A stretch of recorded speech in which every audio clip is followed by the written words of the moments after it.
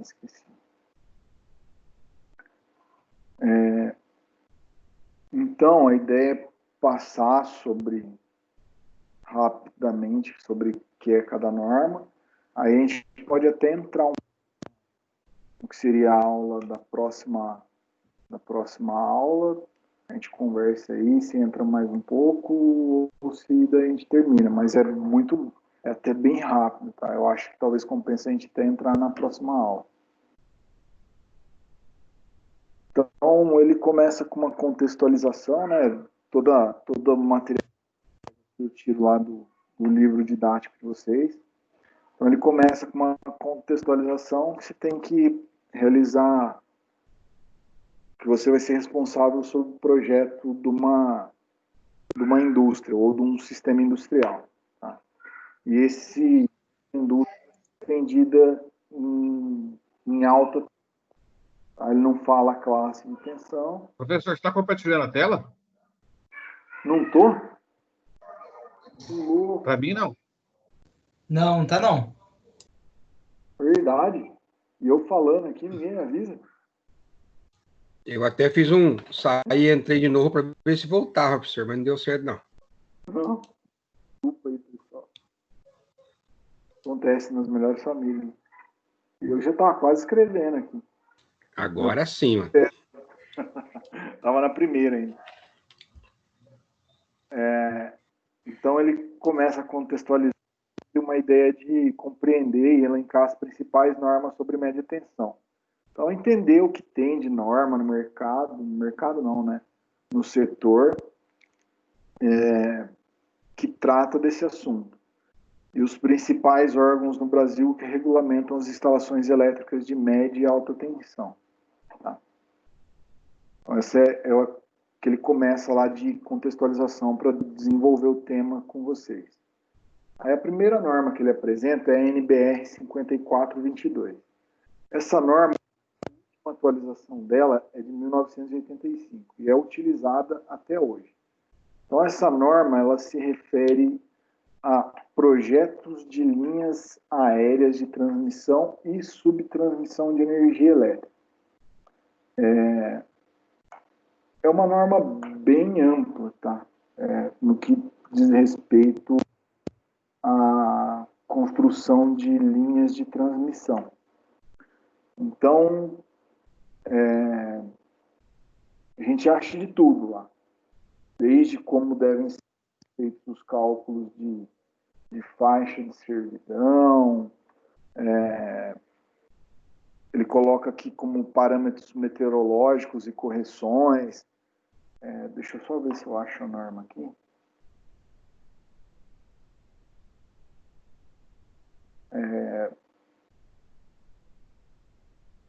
Mas essa norma ela leva vários aspectos mecânicos do projeto, tá? Legal.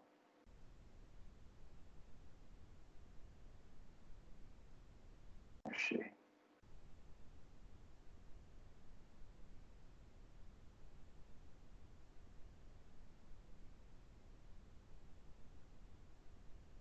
Você está dando para enxergar aí, é uma norma bem antiga, tá?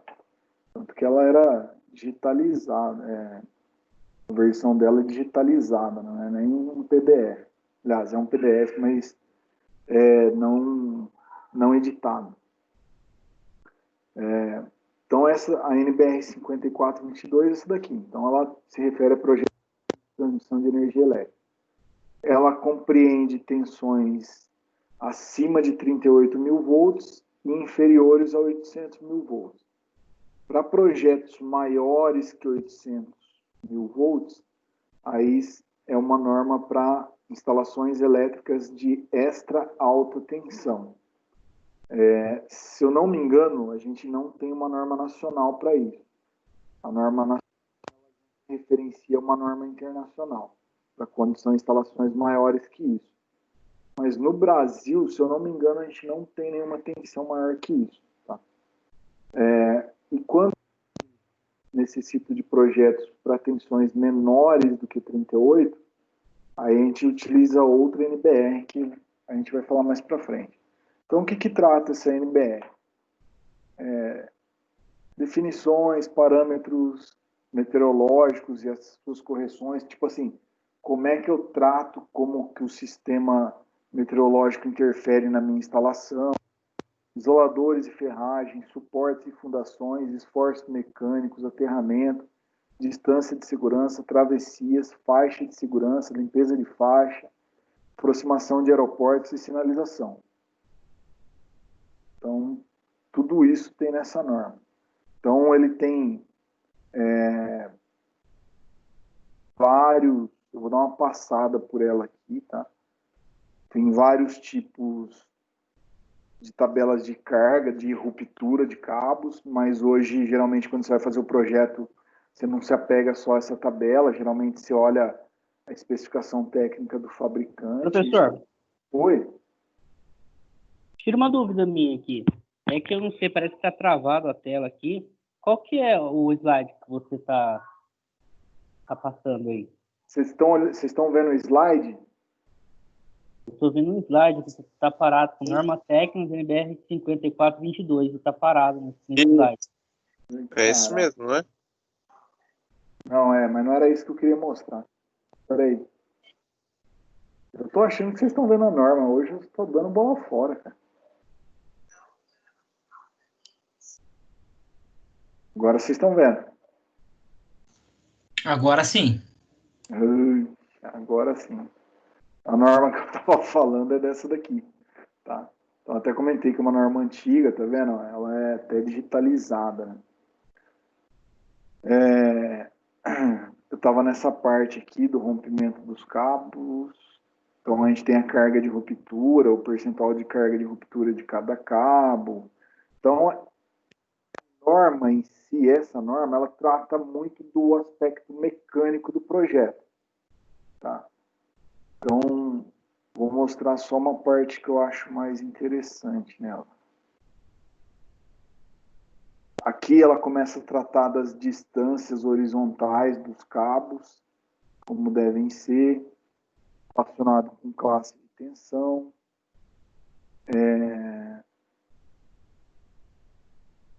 Como que devem ser feitas as travessias, faixa de segurança. Faixa de segurança é um domínio que eu tenho embaixo da linha de transmissão que garante que eu não vou ter nenhuma notificação ou um outro tipo de interferência que possa ocasionar algum tipo de acidente ou de incidente.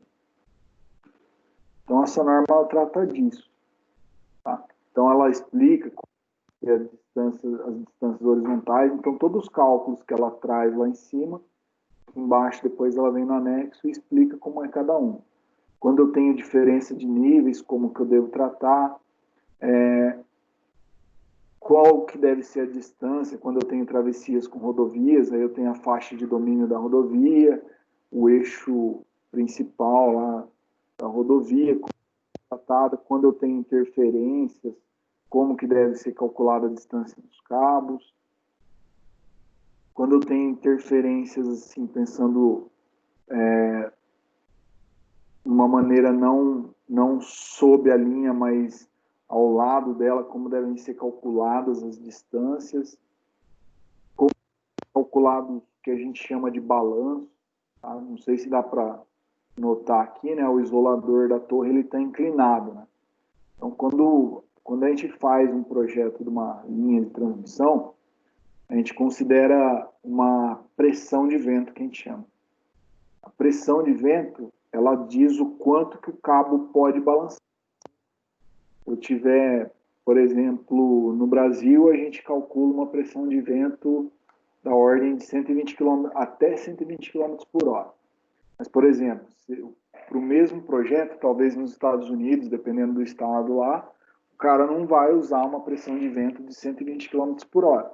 Às vezes ele vai usar uma pressão de vento e eu tô até falando em velocidade, tá? A unidade de pressão não é essa, mas geralmente a gente utiliza já, tem um fator de conversão, mas a gente utiliza geralmente a velocidade do vento. Então, se for lá nos Estados Unidos, pode ser que ele não use uma pressão de vento de 120 km por hora, pode ser que ele use uma pressão de vento de 240, 300 km, porque lá tem incidência de de alguns furacões, alguns tornados, então tem que ser diferente o cálculo de balanço desse condutor aqui, quando ele está pendurado por esse sistema de isolação. Tá? Então, essa norma traz tudo isso, como devem ser os sistemas de ancoragem, grampeamento, então, também de balanço para outros tipos de estruturas. Não dá para girar. Tá? Então, assim, de uma maneira geral, essa norma aborda como devem ser os projetos mecânicos de linhas de transmissão. Tá? Então, aqui ele traz um mapa lá de velocidade básica do vento, tá? Mas como essa norma é uma norma de 1985, o Atlas de Vento do Brasil já foi atualizado várias vezes depois disso. Tá? Então, a única cuidado, talvez, que a gente tem que ter é de utilizar outra pressão de vento. Deixa eu descontinuar e colocar o outro. Professor, Oi? então não existe outra norma no Brasil aqui para esse tipo, nesse segmento aí de linha de transmissão. Só essa.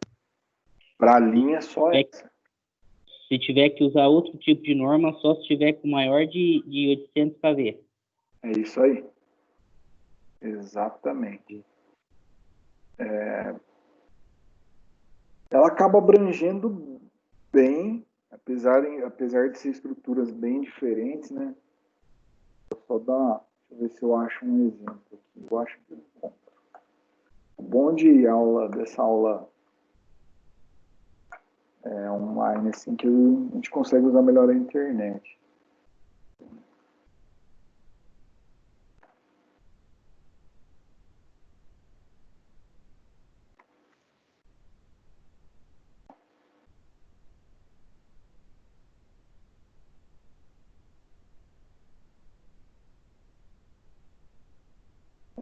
Tinha alguém? Tem mais.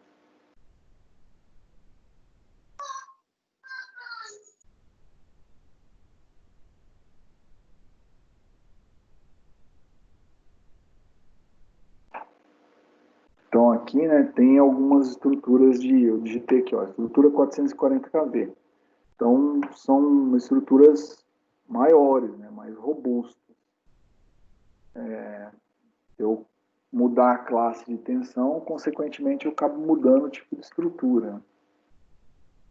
Tá vendo? Já são estruturas de porte menor. Né? São tão robustas igual as outras. Que já muda bastante também. Professor, dá licença um pouquinho. Claro. Agora apareceu aqui. Estava sem o vídeo aqui. Maravilha. Valeu, obrigado. De nada. Já muda bastante também quando a gente tem uma estrutura de 800 kV. Tá? Que é algo mais parecido com isso.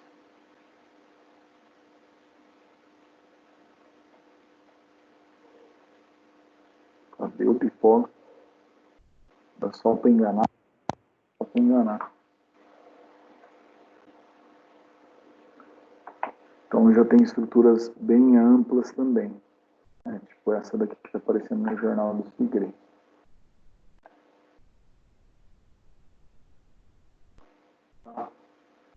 Então essa norma abrange tudo que quando a gente está falando de transmissão ou subtransmissão, né? Então essa norma abrange tudo que a gente faz hoje no Brasil.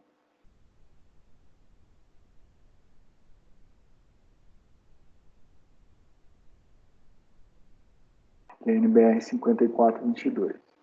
Então, né, tem um resumo aqui, a gente utiliza ela para instalações. Quando eu falo instalações, pense em linhas, tá? Para esse caso. Maiores que 38 e menores que 800 mil volts.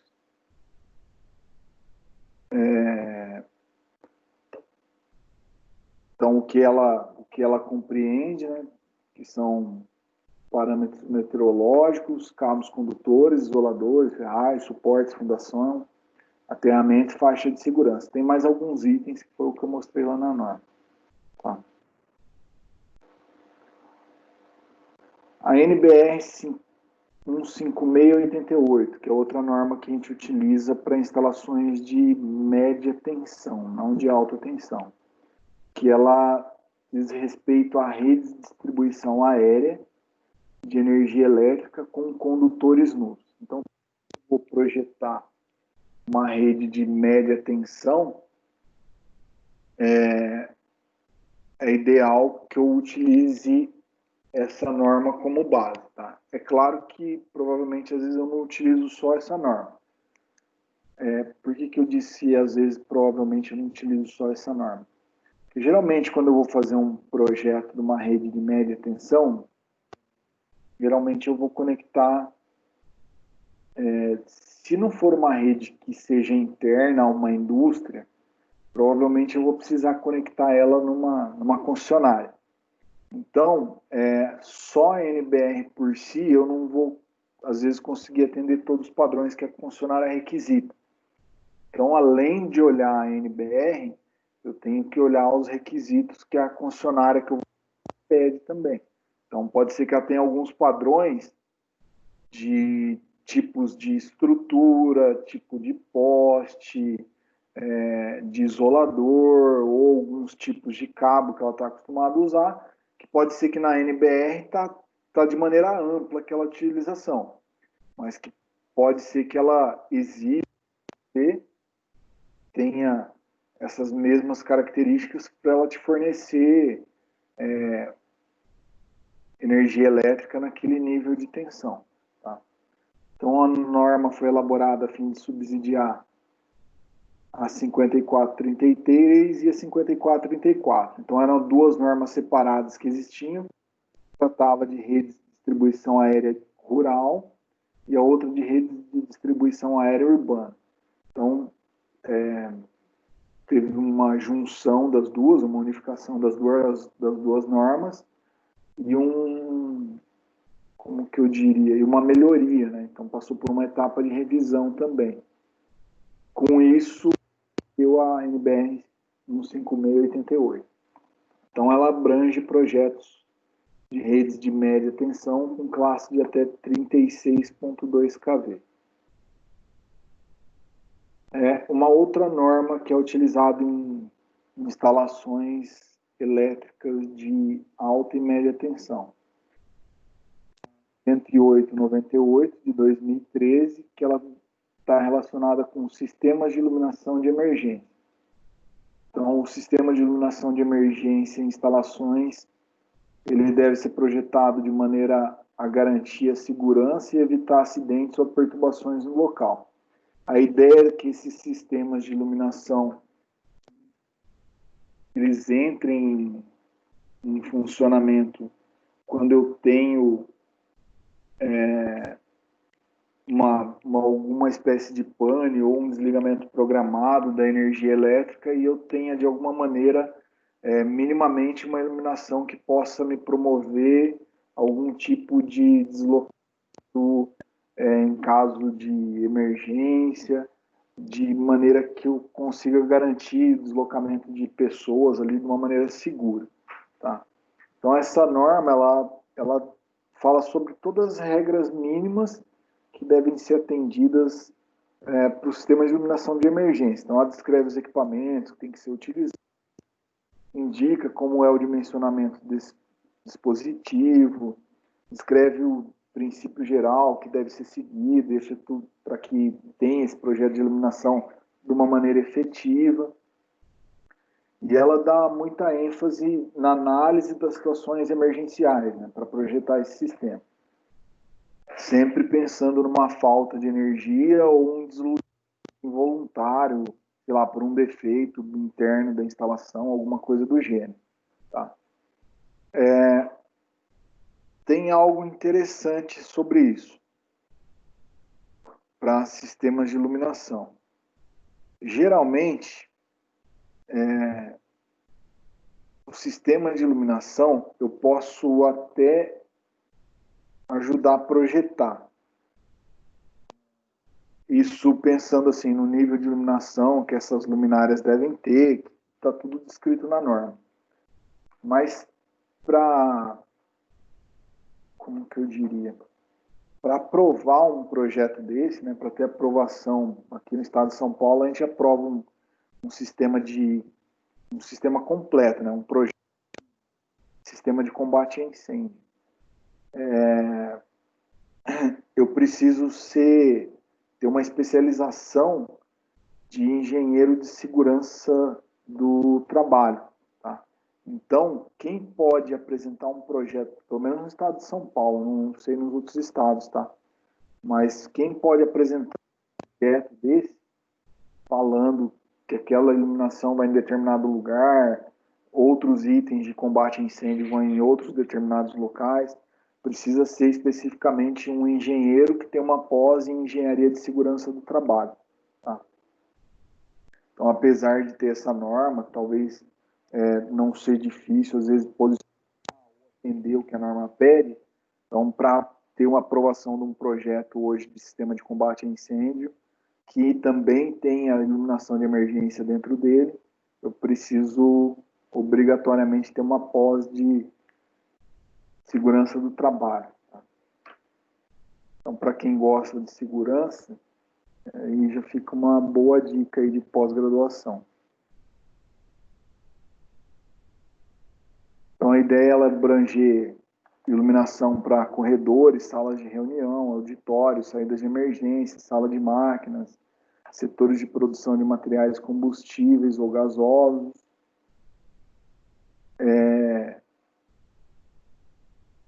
Então, de maneira geral, ela aborda como deve ser a iluminação de emergência para todos esses itens. A outra norma é a NBR 14039, de 2005. Então, essa norma descreve como devem ser as instalações elétricas de média tensão, de 1 kV até 36,2 kV. Então, está diretamente relacionado como devem ser subestações da classe de tensão.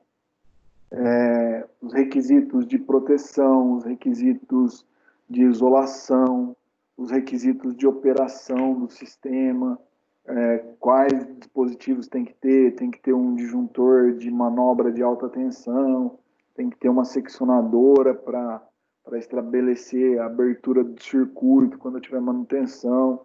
Então, a norma ela estabelece todos os critérios para uma instalação de média tensão. Tá? E aí fica um ponto interessante. No Brasil, uma norma que garante isso para subestações de média tensão. Tá? Mas quando eu tenho subestações ou instalações, né, que não são linhas de transmissão, e são maiores que esse valor,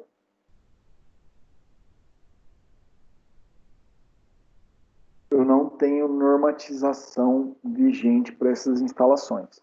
Tá?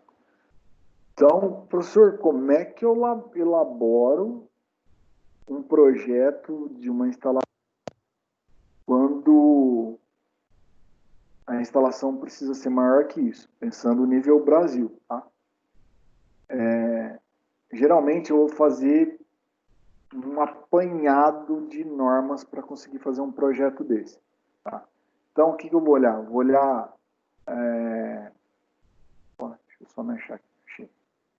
Então, eu vou olhar normas de equipamentos que eu vou utilizar para essa instalação, vou ver as normas de sistemas de SPDA, que é Sistema contra a Proteção de Descargas Atmosféricas, para essa classe de tensão, ou instalações maiores que essa tensão. Vou ver o que diz a norma relacionada com proteção de sistemas elétricos para essas instalações com essa classe de tensão maior do que esse valor. Então, na verdade, eu faço um apanhado de normas para fazer quando eu preciso projetar que sejam maiores que 36,2 kV. Tá? Não que na menores eu não acabe fazendo isso também. Eu acabo olhando as normas também.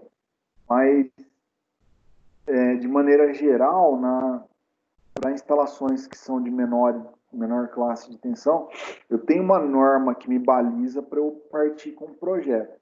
Agora, quando eu tenho instalações que são maiores do que essa classe de tensão, aí eu não tenho uma norma nacional que me baliza para isso.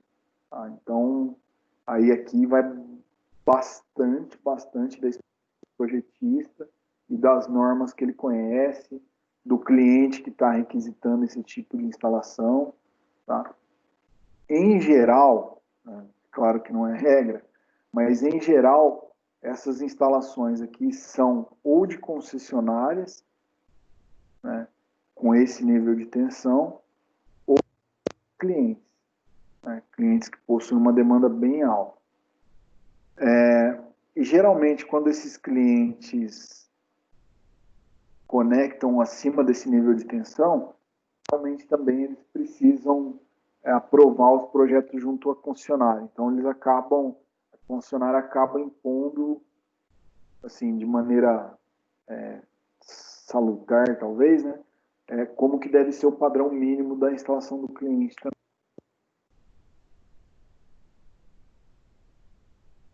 A outra norma que é comum, tanto lá em baixa tensão quanto em alta tensão, é a NR10, que ela diz sobre segurança em instalações e serviços de eletricidade. Então, na outra aula a gente já tinha abordado o que ela trazia. Então, ela estabelece os critérios de segurança que devem ser implementados no local, que envolva serviços diretamente com eletricidade, tá? Aí ele traz uma outra resolução, pensando lá no lado dos órgãos que regem as normatizações no Brasil. Ele faz menção à resolução 414 e ao PRODIST.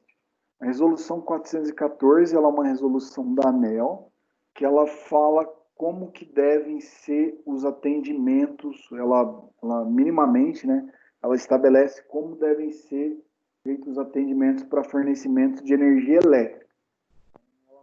Fala só exclusivamente em baixa tensão ou em média tensão, mas ela estabelece como devem ser as regras. Aí nessas regras ela fala que os procedimentos são descritos em outro documento. Então, aqui seriam como são as regras, na resolução 414, e como devem ser os procedimentos, ele está escrito lá no PRODIST, que isso daqui é chamado de procedimento da distribuição. Então, o PRODIST ele tem 11 ou 12 módulos. A cada módulo do PRODIST, ele traz um tipo de assunto. Tá? Por exemplo, no módulo 2, como deve ser feito o planejamento e expansão do sistema elétrico de distribuição. No módulo 3, já diz diretamente ao acesso de clientes, acesso ao sistema de distribuição. Então, lá deve ser o acesso ao sistema de distribuição de média tensão, de baixa tensão ou de alta tensão. Procedimentos operativos, sistemas de medição, informações requeridas e obrigações.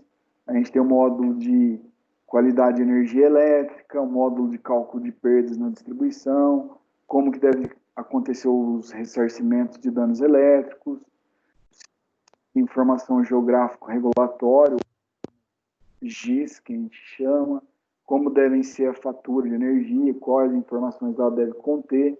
Então, tudo isso é regrado por normatizações, né, que não deixa de ser, por normatizações da Agência Nacional de Energia Elétrica. Tá? Vou só me achar aqui. Aí ele traz uns outros exemplos, ele traz 4 normas. Tá? Ele chama NTC 903.100, 900.100, 841.001 e a 900.300. Bom, o que são essas normas? Essas normas aqui, todas elas, são de uma concessionária de energia elétrica, da Copel, que é uma concessionária de energia elétrica lá do estado do Paraná. Bom, por que ele trouxe isso e qual que foi a ideia de chamar atenção para isso. Além das normas que você tem para seguir de NBR, quando você vai elaborar um projeto, você tem que consultar as normas da concessionária local também, que você vai acessar para ter o seu sistema de fornecimento de energia. Então, é isso que ele traz aqui, né? Por exemplo, aqui é uma norma de como devem ser os projetos de redes elétricas de distribuição de média tensão. Uma outra é como devem ser os critérios mínimos de projetos para você apresentar um projeto lá para a Copel para ser aprovado e, consequentemente, ela ligar a energia para você em média tensão. E outras tratativas que tem que ter com a concessionária. Então, todas as concessionárias, elas possuem, assim, é uma imposta também pela agência, ela deve falar para o cliente como devem acontecer os acessos ou como tem que acontecer o acesso, qual o tipo de documentação mínima que a concessionária exige, como que é o processo de análise, como que se dá. Os tempos, ela pode até descrever, né, quais são os prazos. Os prazos eles também são regulados através lá do PRODIST. Mas ele, na verdade, ele trouxe isso daqui para chamar a atenção o seguinte, né? Não basta só se olhar nas NBR, também precisa olhar para as normas técnicas de atendimento local que você vai se conectar. Tudo bem? Aí, dessa aula era isso. Alguém tem alguma dúvida para a gente conversar mais sobre isso daqui? Não, tranquilo, sim.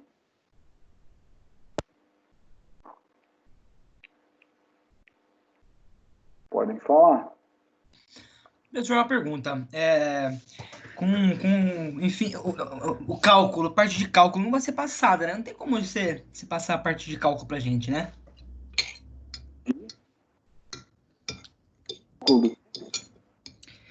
Os cálculos para prova, para trabalho, não tem como você cobrar isso a gente porque não está sendo passado, né, professor? Como assim, cálculo? Peraí. Relevância da matéria. Porque na sala de aula, com certeza, o senhor ia passar uma sequência de cálculos, eu aposto. E eu acho que até agora a gente não teve uma aula massiva de cálculo para calcular uma perda de tensão, um cálculo de, sei lá, de impedância, de sistema, não sei. Não, porque, assim, eu estou passando o que está no conteúdo do livro. Que, na verdade, eu não preparo, como que eu diria? Eu não elaboro o conteúdo programático. Eu só sigo o conteúdo programático. Então, quanto, assim, bastante cálculos para a gente elaborar, vai muito do tipo de abordagem da disciplina. Tá? Então, se vocês pegarem o livro de vocês, tem alguns cálculos lá, mas são bem relevantes. São coisas que a gente... Não são todas as aulas que a gente conseguiria trazer, tem lá de maneira prática. Tá? Entendi. Vou dar um exemplo do que eu estou falando.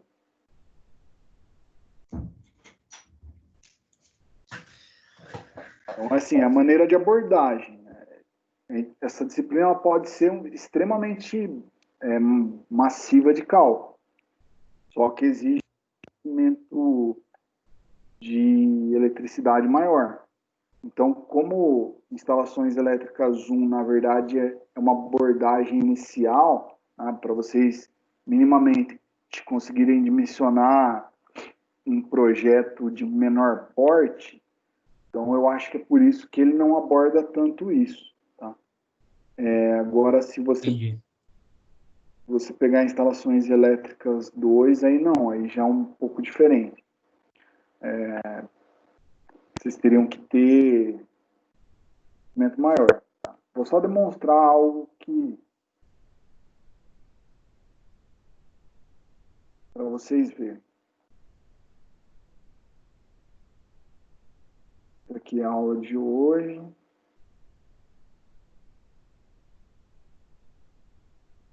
ele tem um exemplo aqui de um cálculo de iluminação de emergência. Tá? Ele colocou aqui, mas ele não falou se ele utilizou a norma ou não. Tá? Então, fica vago isso daqui. Eu vou passar para vocês. Agora, olha isso daqui. Ó. Estão vendo a próxima aula. Chama Elemento de Projeto Industrial. Eu vou dar uma passada rápida. Ele fala quais são os elementos, tem que ter um projeto industrial, o diagrama unifilar, como que eu faço o cálculo de fator de demanda, como que eu faço o cálculo de fator de carga mensal, fator de carga diário, uma tabela de simultaneidade entre equipamentos elétricos, fator de utilização, que a gente também chama isso daqui de fator de funcionárias. E aí ele traz um negócio que começa a ficar mais complexo. Por exemplo, correção de fator de potência. Para eu falar de correção de fator de potência, o pessoal de civil provavelmente não teve circuitos elétricos. Provavelmente não. Eu tenho quase certeza que eles não tiveram circuitos elétricos. O pessoal de automação e controle, eu não sei se já fez circuitos elétricos 2. Geralmente, circuitos elétricos 1 a gente trata só de...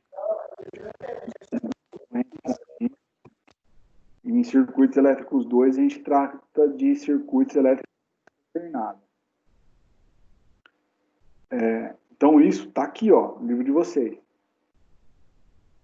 Que é a próxima aula que eu estava até me propondo passar hoje. Mas olha como fica mais complexo passar isso. Por exemplo, eu vou ter que explicar para todos, porque eu não sei qual que é o nível de conhecimento, então eu tenho que nivelar, sair do pressuposto que ninguém conhece. Para eu falar de correção de fator de potência, eu tenho que explicar para vocês isso daqui, ó, triângulo da potência. Para eu explicar a potência, eu tenho que falar para vocês o que acontece com a corrente, com a tensão,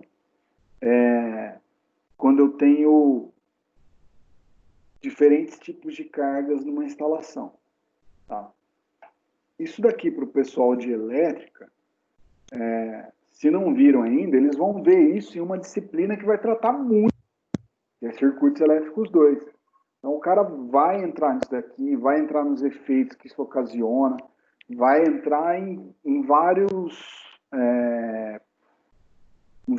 problemas e situações que a gente tem com isso daqui. Porque quem dimensiona um negócio desse daqui?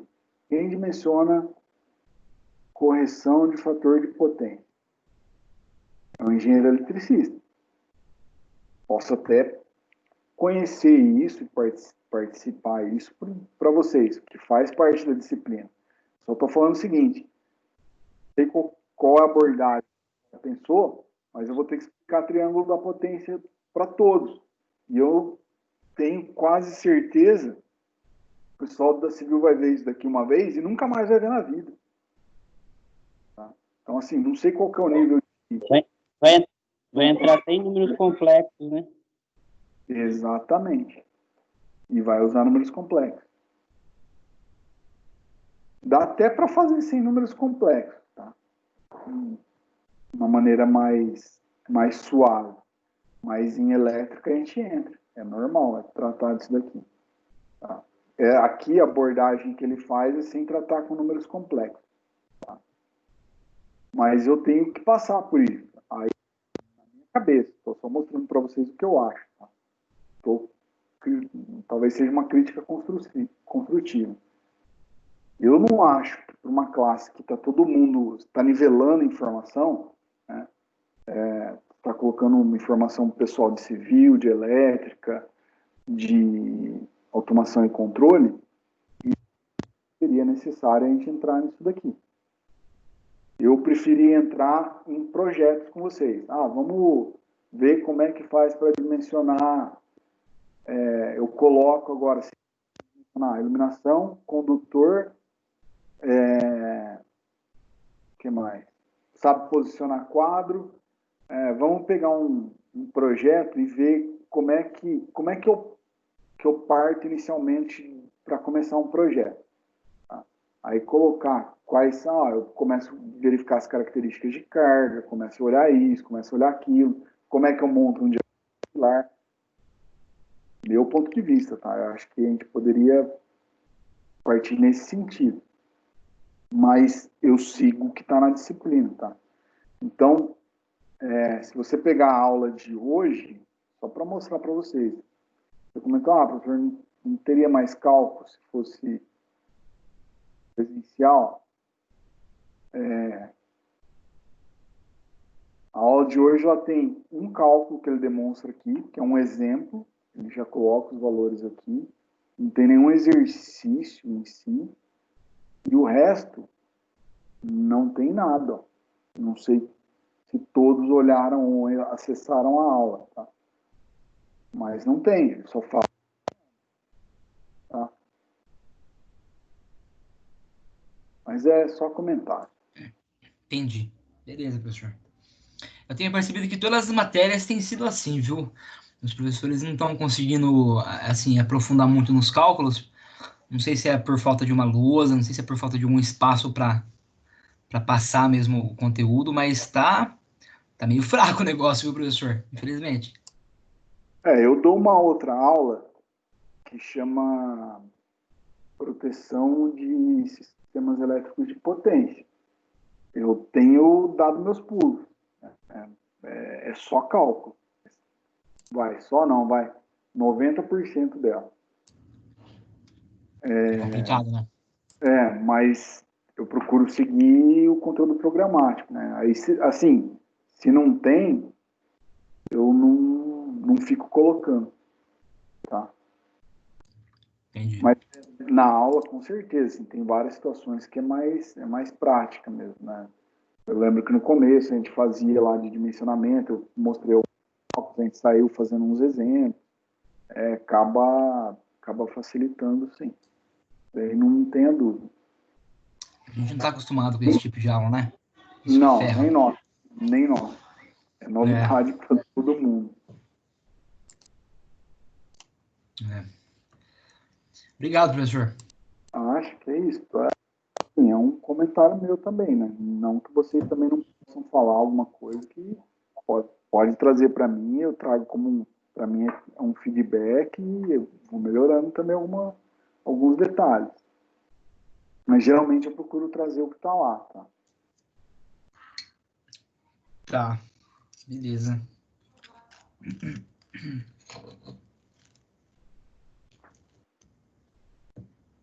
Obrigado.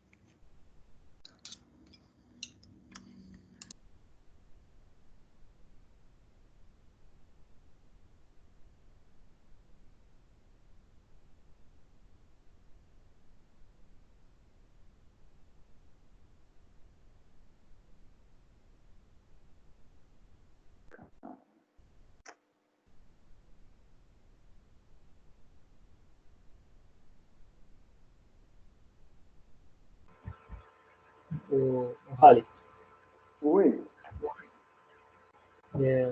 só mais uma pergunta sobre o trabalho. Pode falar. A parte de fora ali, onde tem os carros estacionados, tem que ser feita a parte da linha técnica também? Ou só dentro? Não precisa. Só se vocês quiserem. A ideia é fazer só dentro. Certo. E você tirou uma dúvida de uma outra pessoa e a respeito daquela parte que fica embaixo do mezanino. Surgiu uma dúvida naquela parte ali. Ele é um outro escritório? Ou É escritório também. A parte de baixo do mezanino e o mezanino, eles são escritórios, são áreas de escritório.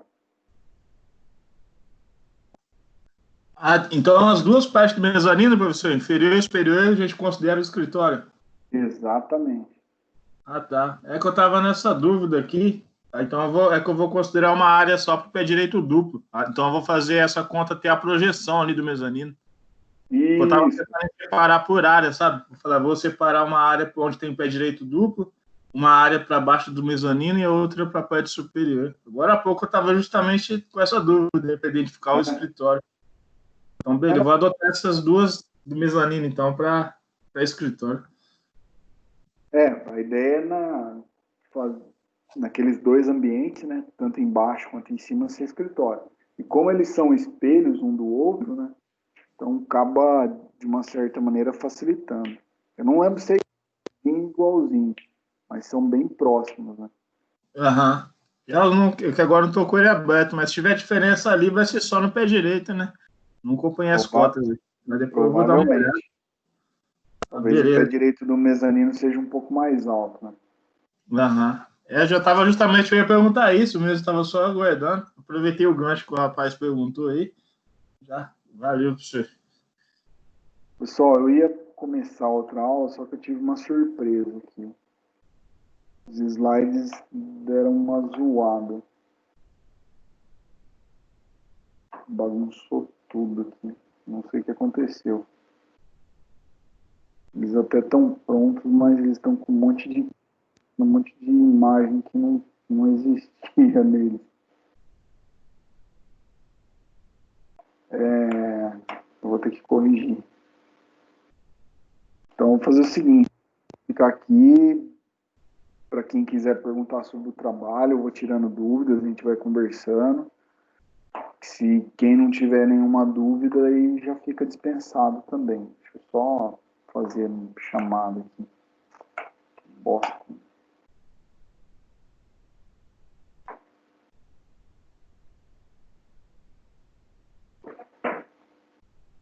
Pertida que eu tô no meu HD. Deixa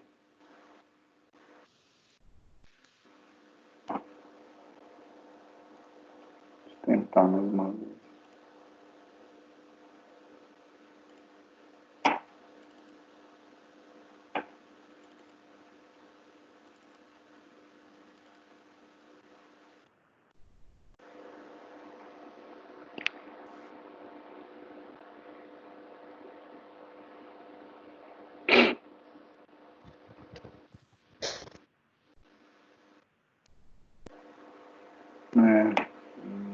Deu certo, não.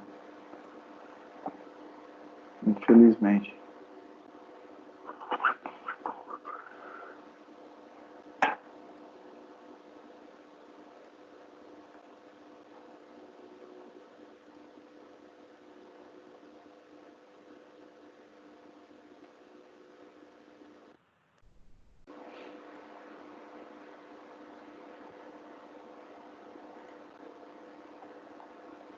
E hoje é dia 20 já.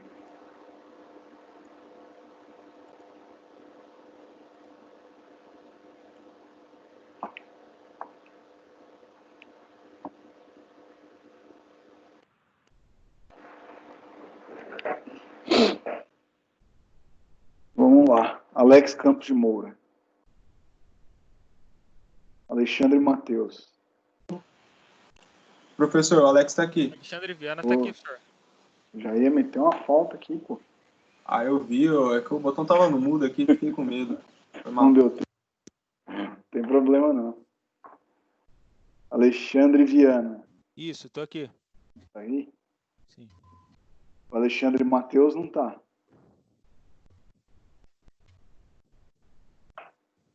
Não. Alexander. Alisson. Tá aqui. Ana Vitória.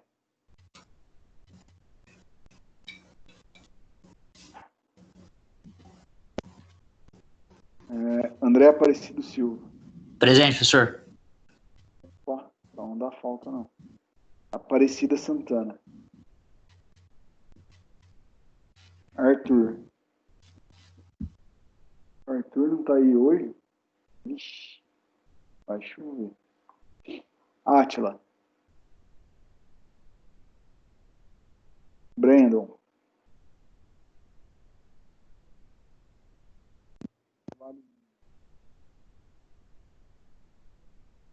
Bruno Moraes. Bruno Henrique presente. Beleza. Bruno Henrique Almeida. Bruno Godoy. Cauê.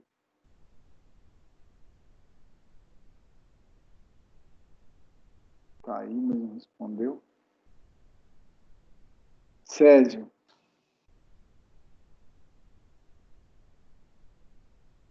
Charles Cerqueira. Presente. Charles.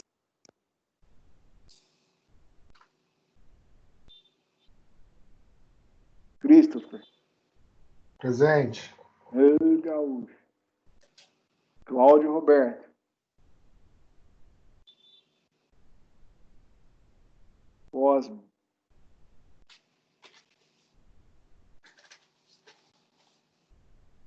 O Cosmo estava aí, foi embora. Diego Silva Moreira.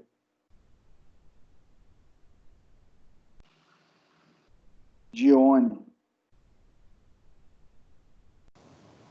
Douglas Donizete.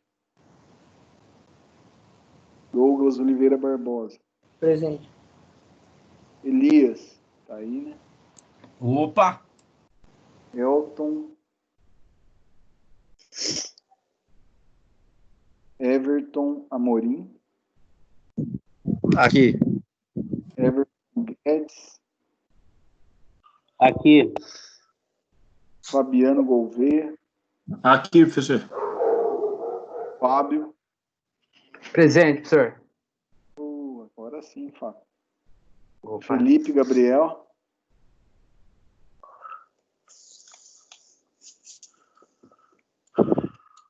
Fernando Jardim. Não existe. Fernando Jacinto.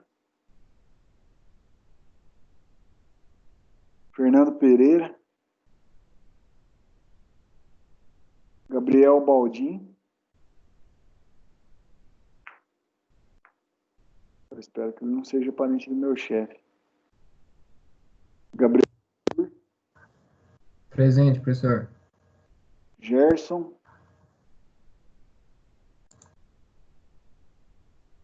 Gleison. Presente, professor. O Gustavo Valença. Gustavo Diogo.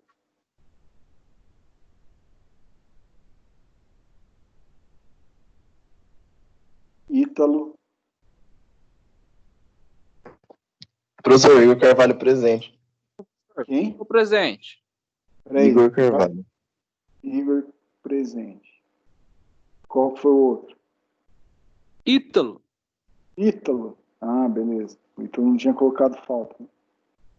Jainara. Aqui. Jonathan. José Aparecido de Souza Júnior. José Macedo. De Macedo. Joiciane. Presente. Juliano. Presente, senhor. Valeu. Kevin.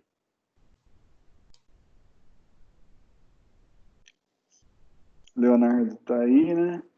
Lincoln.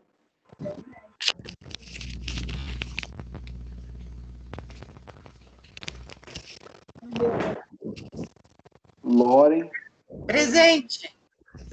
Puxa vida. Lucas Cornélio. Aqui, professor. Parece que foi a avó da menina que deu presença pra ela. Ô, louco. Tô aqui, hein, professor? Eu sei, eu escutei, Loren. Você escutou que seu colega Não, eu respondendo? falou? Eu escutei. Vixe, eu sei que tava dentro da minha cabeça. Então tá bom. Lucas aqui, professor. Lucas Cornélio ou Eduardo? Cornélio. Lucas Eduardo Florido. Lucas Milani. Luciano. Luiz Roberto. Marcelo Rudzinski. Tá aí.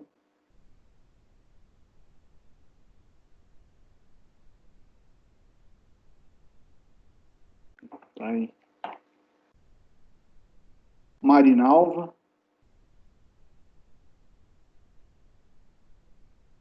Souza Miranda. Maicon Henrique. Micael. Pablo Miqueias. Pablo Ribeiro. Pablo Ribeiro aqui, professor. Felipe. Rafael Serafim. Rafael presente, professor. Rafael Pereira. Tamires. Vitor Antunes. Vitor Antunes presente. Vitor Ranieri. Presente. Wagner Lima. Aqui sempre. Vander Santos Marques.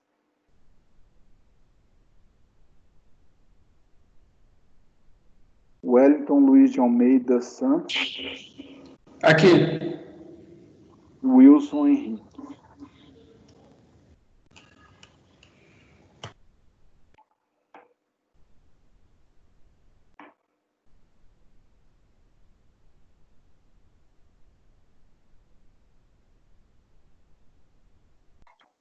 Cláudio. Professor. Não. Oi. Professor, Oi, pode falar. só pra confirmar, o Wilson tá aqui, tá? Tá, beleza. Eu não tinha dado falta, não.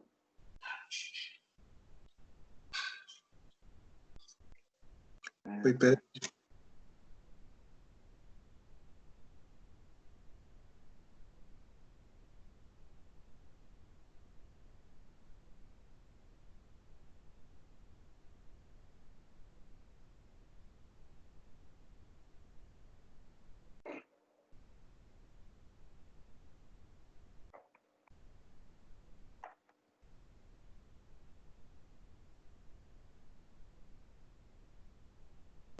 Boa noite, professor.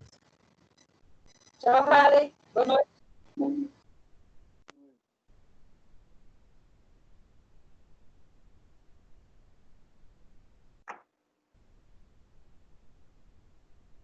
Pessoal, alguém quer tirar alguma dúvida? Quem não quiser, tá dispensado, mas eu fico aqui, tá?